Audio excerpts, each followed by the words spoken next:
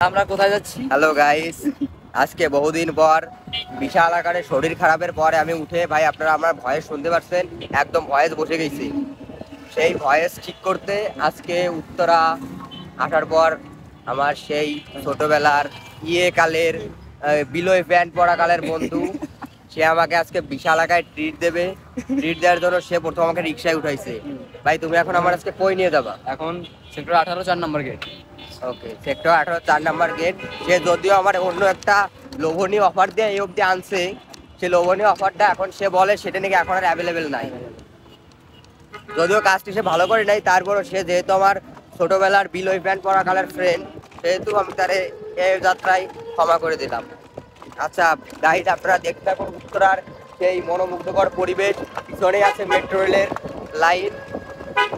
আশা করি পুরো ব্লগটাই দেখবেন, পুরো ব্লগের সাথে থাকবেন। আপনারা ভিডিওতে এখন যে ফাঁকা জায়গাটি দেখতে পাচ্ছেন, এটি হচ্ছে উত্তরা সেন্টার মেট্রো স্টেশনের ঠিক সামনের জায়গাটা। কিছুদিন আগে এই জায়গাটা কিন্তু ঠিক এমন ফাঁকা ছিল না। এই জায়গাটায় কিন্তু প্রচুর দোকান বসতো এবং অসংখ্য মানুষের ভিড় এই জায়গাটিকে এক অন্যরকম প্রাণচাঞ্চলতা নিয়ে এসেছিল।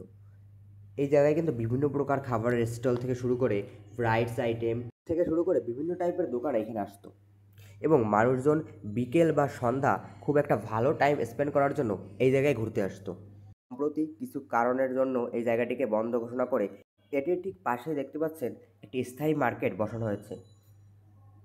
গাইস, উত্তরা আসলে আর যাই হোক আপনি কোনো দিক থেকে ফিল করতে পারবেন না যে আপনি ঢাকা সিটির ভিতরে আছেন, কারণ ঢাকা সিটির ভিতরে আর কোনো শহর বা জায়গা নেই যেখানে উত্তরার মতো এমন সুন্দর সবুজ প্রকৃতি আছে। পুরোই আপনি বলতে পারেন একটা গ্রামের ফিল। চারিদিকে সবুজ গাছপালা, সামনে লেক, উঁচু বিল্ডিং, মানে এক কথায় একদম পারফেক্ট একটা প্লেস সময় কাটানোর জন্য। সারাদিনের কর্মব্যস্ততার পাশাপাশি যদি কিছুটা সময় রিল্যাক্সে কাটাতে চান, তাহলে অবশ্যই আপনার একবার হলেও ভিজিট করা উচিত উত্তরা দিয়াবাড়ির এলাকাটা। ভিডিওতে এখন যে জায়গাটি দেখতে পাচ্ছেন, এটি হচ্ছে উত্তরার সবথেকে পপুলার একটি জায়গা। এটি সেক্টর 18 লেকের ব্রিজ। সেক্টর 18 লেকটা কিন্তু সত্যিই অনেক সুন্দর এবং এখানে প্রচুর মানুষ সন্ধ্যা থেকে রাত পর্যন্ত এখানে টাইম স্পেন্ড করে। চলুন আপনাদের এখন সেক্টর 18 লেকটি ঘুরে দেখাই। সেক্টর 18 লেকের ব্রিজটা পার হলে আপনারা এই কাশফুলের রাজ্য দেখতে পারবেন। যদিও শরৎকাল প্রায় শেষ, কিন্তু এখানে এখনও অসংখ্য কাশফুল রয়েছে। এই মুহূর্তে আমি আছি উত্তরা সেক্টর 18-তে। এখানে আসলে আপনারা লেকের এই স্বচ্ছ পানিতে কিন্তু বোট রাইডিংও করতে পারেন। দিন ধরে ঢাকা শহরে শুরু হয়েছে নতুন এক ট্রেন্ড, সেটা হচ্ছে কেকের ট্রেন্ড। এখানেও তার ব্যতিক্রম দেখলাম না, লেকের পাশেও কেক স্টল বসেছে। এখানে কিন্তু আপনারা বিভিন্ন প্রকার ফুড স্টল দেখতে পারবেন। এগুলো অস্থায়ী দোকান, বাট এখানে কিন্তু রোজ এমন টাইপের দোকান বসে এবং অসংখ্য মানুষের আনাগোনা হয়। দেখতে পাচ্ছেন এখানে কিন্তু ফুলের দোকানও রয়েছে। ব্রিজ থেকে পাশে নামলেই আপনারা এরকম একটা ওয়াকওয়ে দেখতে পারবেন এবং ওয়াকওয়ের দুই সাইডে যে দোকানগুলো রয়েছে এগুলো মেইনলি ফুচকা বা চটপটির দোকান।